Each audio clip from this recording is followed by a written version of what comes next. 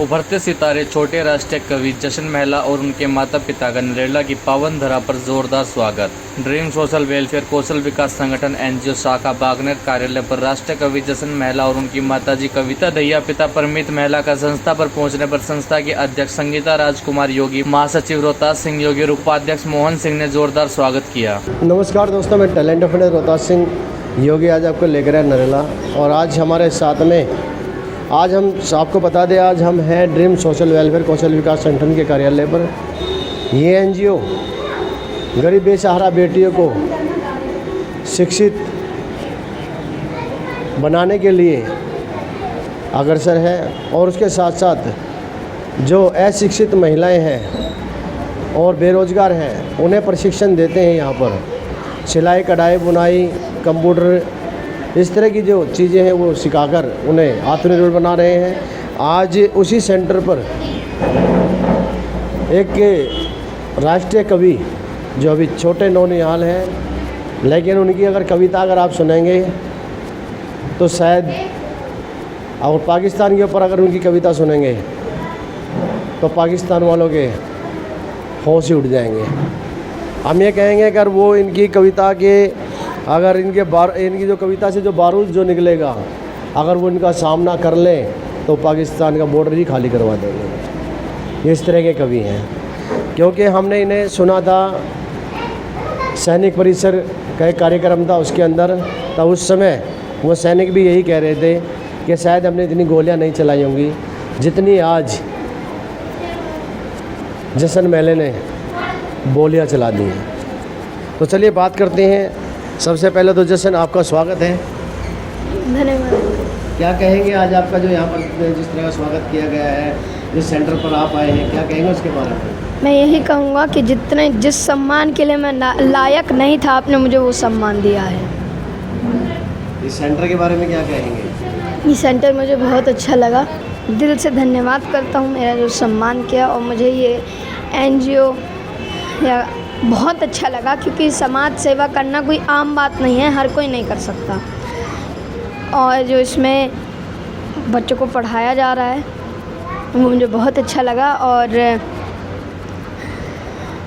मैं इनके सम्मान में या सभी महिलाओं के सम्मान में जो मदन मोहन समर जी की लाइनें हैं, कुछ पंक्तियाँ मैं आप सभी के सामने पढ़ना चाहता हूँ। देखिए कि मैं काव्य पाठ करता हूँ, लेकिन वो काव्य पाठ जो मैं करता हूँ वो सम्मानित कवियों की होती है, लेकिन लोगों को मेरा तरीका पसंद आता है, मेरी अपनी कविता नहीं होती।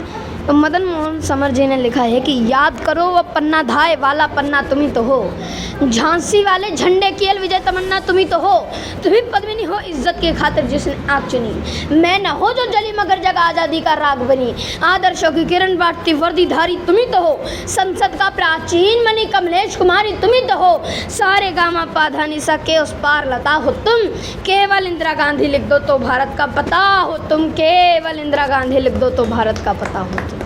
चलिए अब बात करते हैं जशन महले जी की माता जी हैं, जिनकी देख रेख में, कहते हैं माँ की देख रेख में हर बच्चा पलता है और हर बच्चे का कोई भी कदम होता है तो वो उसकी माता के द्वारा ही चलाया जाता है। और आज जो अगर जशन महले किसी मुकाम पर पहुंचने की कोशिश कर रहे हैं या पहुंच चुके हैं तो उसकी देन उनकी माता जी हैं। तो अब बात करते हैं जशन महले जी की माता जी हैं कविता जी। कविता जी, सबसे पहले तो आपको टैलेंट ऑफ इंडिया की तरफ से बहुत बहुत धन्यवाद कि आपने इस तरह से बच्चे को निखारा है कि जहां आज अपने देश की संस्कृति के बारे में बहुत ही कम लोग जानते हैं, जो युवा हों या युवा अवस्था से ऊपर जा चुके हों, वो बहुत ही कम जानते हैं अपनी संस्कृति के बारे में। और ऐसे उसमें आपने अभी बच्चा बहुत ही छोटा है, इतनी छोटी सी उम्र में ही आपने उसको इतना बड़ा ज्ञान दिया, इसके लिए सबसे पहले आपको बधाई। और क्या मन में आई आपको कि किसको जो है कवि बनाया जाए? मैं पहले तो ड्रीम सोशल वेलफेयर संगठन का बहुत धन्यवाद करती हूँ कि उन्होंने हमें बुलाया और यहाँ आके हमें पता चला कि समाज के हित की इच्छा रखते हुए ये जो बहुत अच्छा निस्वार्थ भाव से जो एनजीओ चला रहे हैं वो बहुत अच्छी बात है। एनजीओ को शुरू करना या उसके साथ कंटिन्यू रह के काम करना कोई आसान बात नहीं होती। हमने भी ट्रस्ट खोला है, लेकिन हमारे सामने काफ़ी मुश्किलें आई, उसको बीच में बंद किया, रोका।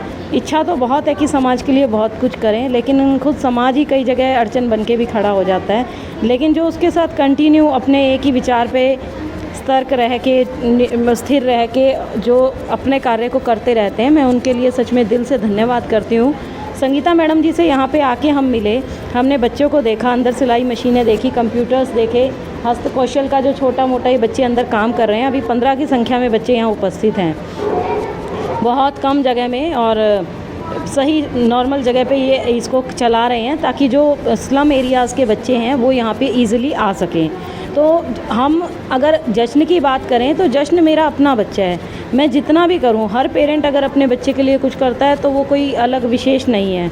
सभी पेरेंट्स अपने बच्चों के लिए करते हैं, लेकिन विशेष क्या है कि कुछ ऐसा किया जाए जिससे समाज भी प्रभावित हो और बच्चे अच्छे समाज का उत्थान कर सकें।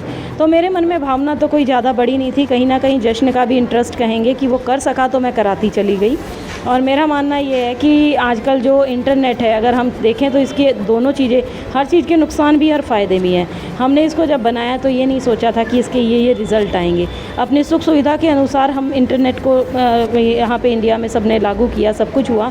लेकिन अब क्या है कि इंडिया ही ऐसा देश है जो हद से ज़्यादा ऑनलाइन बैठा रहता है। अगर चाइना वगैरह और कंट्री को देखें तो वहाँ पे रिस्ट्रिक्शंस हैं कि नेट इतनी देर ऑन रहेगा, इतना ही मिलेगा, ये सब ऐसा यहाँ नहीं है।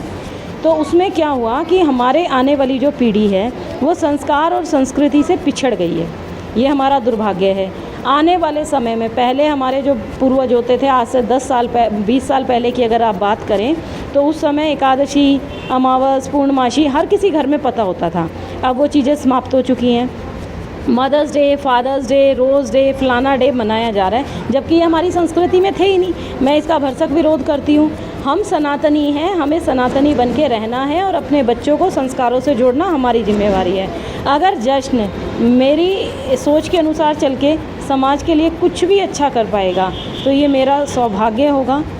और बच्चों की तरह शरारती भी है, चाहे अच्छे काम के लिए हमें इसे पीटना पड़ता है, कुछ भी करना पड़ता है तो हमें दुख नहीं होता। क्योंकि देखिए, अच्छा कराने के लिए अगर थोड़ा दुख भी सहना पड़े तो सहना चाहिए हर पेरेंट्स को, मुझे नहीं, हर पेरेंट्स को अपनी जिम्मेदारियां भी निभानी चाहिए।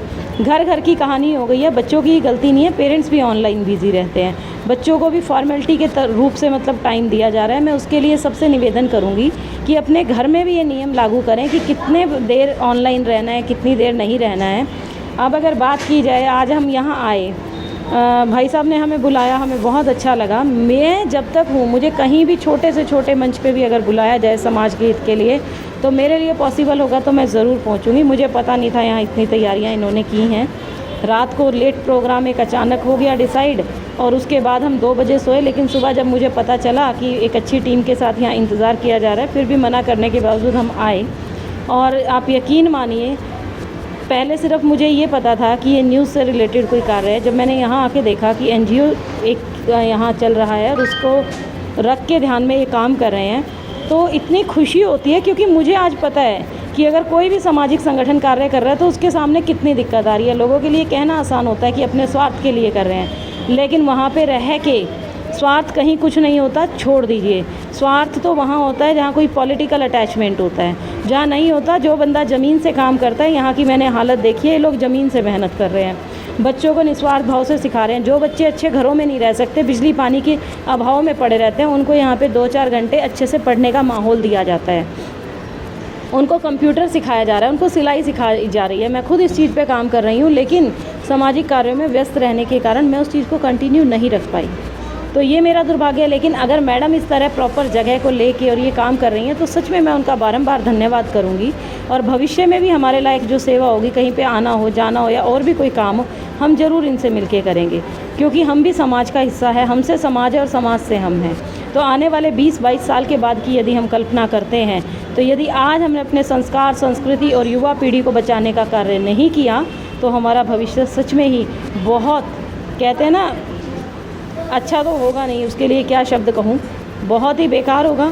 हमारी हालत जो आज बड़ों की घरों में है, बूढ़ों की घरों में है, या माता पिता के प्रति जो बच्चों की सोच है, सेल्फ डिपेंडेंट का अलग मीनिंग निकाल लिया है, वो और भी दुर्गति होती चली जाएगी। तो सही समय पे जागने की ज़रूरत है। सामाजिक संगठन कोई भी हो, धार्मिक हो, राजनीतिक हो, सामाजिक हो, पारिवारिक हो, बच्चों को बड़ों के सम्मान में कैसे बोलना है, उसकी लिमिट क्या होती है, क्या होता है, ये समाज में रह के सीखने को मिलता है। तो आज के डेट में, मीडिया के टाइम में आप घर पे रह के इंडिपेंडेंट ना बने, मेरी आप सभी से गुजारिश है। समाज के किसी भी हिस्से में कोई भी छोटी सी जगह में छोटा सा भी फंक्शन करता है, वहाँ अधिक से अधिक संख्या में पहुँचे, ये मैं आपसे निवेदन करती हूँ। क्योंकि जब आप छोटे से कार्यक्रम को भी बड़ा रूप दे देंगे तो देखिएगा एक दिन आपका समाज, जब आप खुद दिल से दूसरे की तारीफ़ करेंगे, एक कदम उनकी ओर बढ़ाएंगे, तो पूरा समाज पूरा दिल खोल के, बाहें खोल के आपकी ओर बढ़ेगा। हमें सम्मान पाने के लिए पहले सम्मान करना सीखना होगा। सेल्फ डिपेंडेंट बनने के लिए ऐसे संगठनों में आके सीखें। ये अभाव वाले बच्चों को यहाँ पे लाके जो कार्य कर रहे हैं, सामाजिक सेवा कर रहे हैं, मैं उसका दिल से सहयोग करती हूँ और उनको बार बार कहती हूँ इसमें आप आगे बढ़िए। जहाँ पे हमारे लिंक को कहीं मिलना हो, बैठना हो, जो मेरे लायक होगा मैं करूँगी। और जश्न के प्रति मैं जैसे काम कर रही हूँ, ये खुद कविता लिखता नहीं है, अच्छे कवियों का जो मैसेज होता है, हर कोई सेम कवि को नहीं बुला सकता हम, लेकिन उनकी बातों को सब तक पहुंचा सकते हैं। तो मैं अच्छी बातों को समाज के हर हिस्से तक पहुंचाने का केवल कार्य कर रही हूं। उसको ऊपर वाले की इच्छा से कितने अच्छे तरीके से आप तक पहुंचाता है, ये भी प्रभु की लीला है। इसका अपना क्या है, हमारा अपना तो कुछ नहीं होता, सब रचने वाला ऊपर वाला है, ठीक है। तो जो मन में भाव होता है कि अच्छा करें, समाज में रह के कई चीज़ें बर्दाश्त करना आ गया है। शुरू में जब आप एक कदम चलते हैं तो समाज कहता है क्या कर रहे हो, हमें भी कहा गया था क्यों धक्के खा रहे हो, क्यों। तो उन चीज़ों से हम लड़ते गए और समाज आज ऐसी मुकाम पे पहुंच गए हैं कि लोग धन्यवाद करते नहीं थकते और हम हाथ जोड़कर उनका आभार प्रकट करते नहीं थकते। तो मैं यही चाहूँगी कि जब आप समाज के लिए एक कदम बढ़ाएंगे, समाज आपके विरोध में भी खड़ा होगा, लेकिन दिल से अपनी सोच के साथ जुड़े रहिए और अच्छों के लिए कार्य कीजिए, निस्वार्थ भाव से कार्य कीजिए, समाज हितार्थ कार्य कीजिए। समाज एक दिन ज़रूर आपकी हिम्मत की दाद देगा।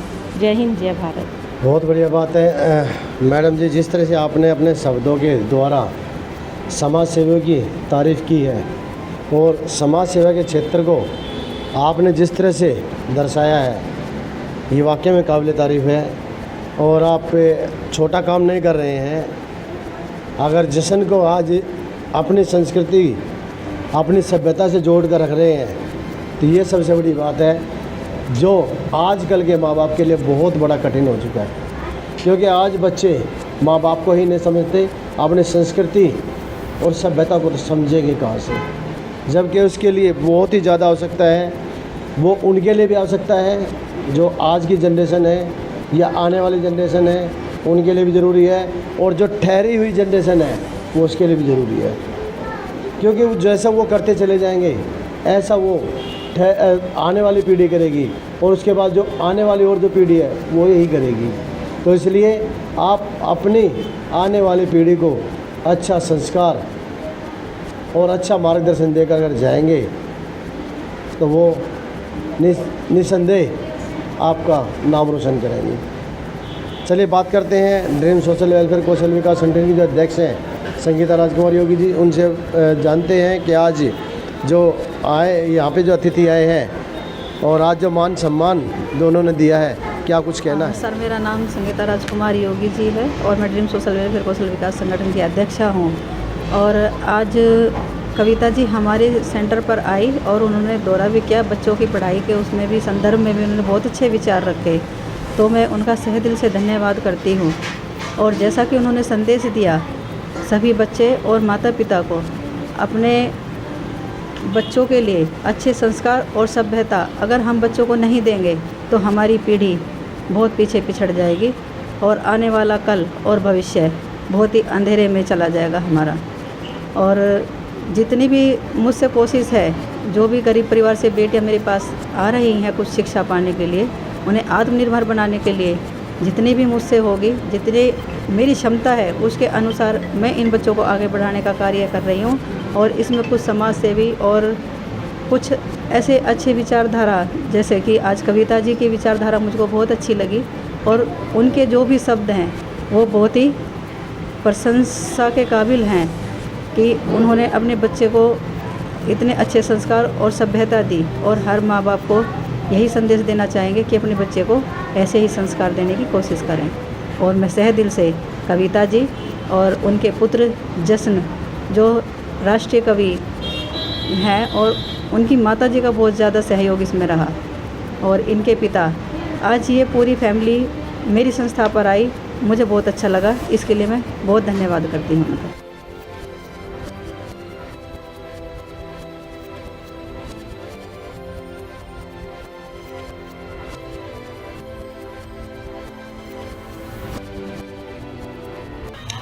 हम असीम मसीह के संयोजन से चित्र बनाया करते हैं, मिला स्वेड में शोणित को नवरंग सजाया करते हैं।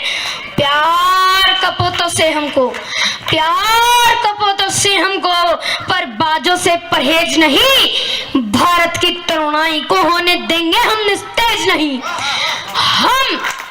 हम इसकी रज में खेले हैं, हम इसीलिए अभिमानी हैं।